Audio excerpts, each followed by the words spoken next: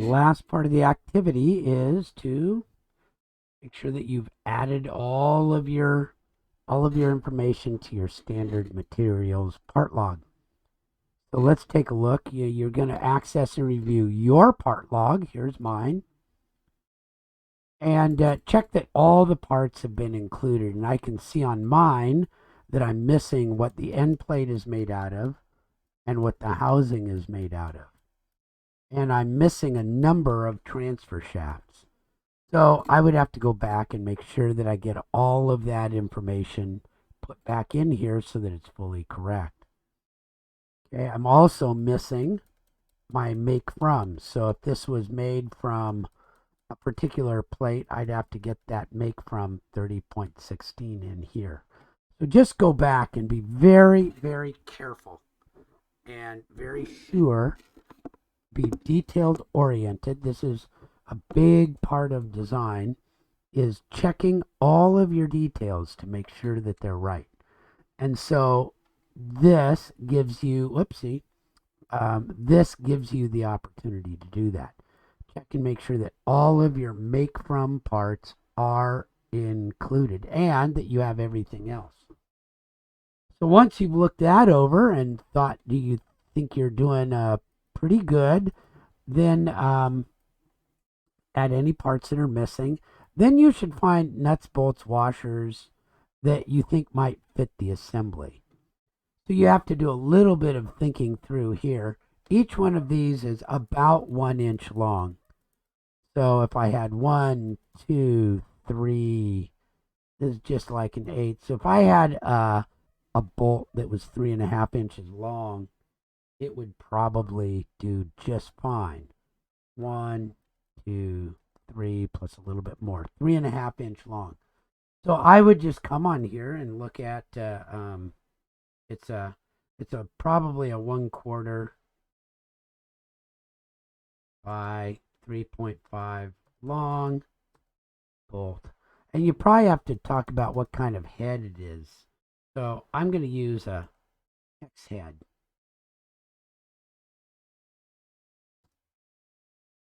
And there it is right there. So I could buy these. 10 of them cost $9. They're kind of expensive because this is probably from some expensive place. Maybe you could get them here. Here's another type of a one. Maybe it's a little cheaper here. 1/4 inch. Let's see if they've got 1/4 inch by 3.5. There it is right there. So they're 90 cents a piece. So that other one wasn't too far off. Okay, and so 1/4 zinc plated, 36 cents a piece. That's not bad. So you can pick some of these, and then you know that when you get these, you probably need some nuts and washers. So you would go and, okay, I need some of these, I need some of these, I need some of these. And you could give a part number to each one of those and figure out what they are. So it's not too hard of a thing, just figuring out. But then you also know that would be for all of the packs together. So then you might also need a 2.5 and a 1.5. So as I come in here, I would probably need a bolt, 1/4. And when you look at it, I'll bet you it's a 1/4 20 by 3.5 hex. I would just write all that down and see what I can get. And that's the zinc plate. And then I would have a nut, 1/4 20. And I would figure that out. And what you do here is you put where you're buying it from. So I could put any of these in, but this is the, there it is for the bolt. And you can paste it right in there. You can even make it all fit in one. Now I can make it all fit in one.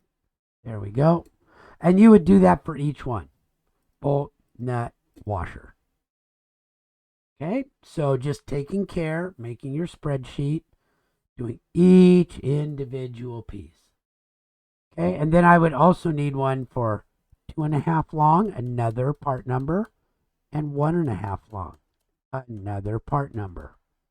And then depending on how many of these they put together, they'll just go over to what's called a bin, pull out what they need, and go put this together. Okay, so that's what this one is. Add them to the part list too. So I found that I was missing some parts, and I want to get them on the part list. And then the last thing, I don't really need to do a demo of this. Go back, check every single one of your drawings. Just open it up, make sure that your part numbers are correct. Compare them back to your parts log and just verify that they're correct. Okay, if they're not, you have to change it. That's okay. All right, so there we go. That's going to be the last thing, is just to really take care. You've really got a good completed project. You have the IPT files, you have the IAM files, you have the IDW files, you have the DWG files, you have the part material files, you've got design review notes. This is a pretty good wrap up. Not quite all the way done. There's a few more things to do, not necessarily with this, but using this. But there will be a few more things to do in the next week to really pull this all together into what's called a completed project book, and that makes the basis for the mechanical knowledge for this part. Okay, so there we go. Activity 3, add new items to your standard material parts log, and now just go back and double check, double check, double check.